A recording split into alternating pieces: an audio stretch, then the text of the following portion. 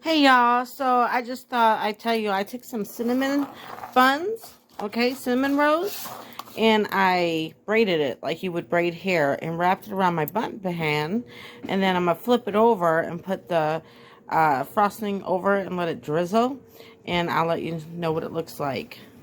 Hey everybody, so my only suggestion is if you're going to do the bun pan is to use 2 rows of the cinnamon buns. But it worked, so now I'm just going to drizzle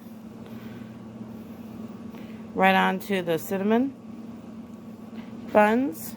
That became a twist. A little reef, you would say. I'm trying to look through the mirror and do it, or the window. But you know what I'm talking about, this thing. I'm almost 50, forgive me. But anyway, look, oh my goodness.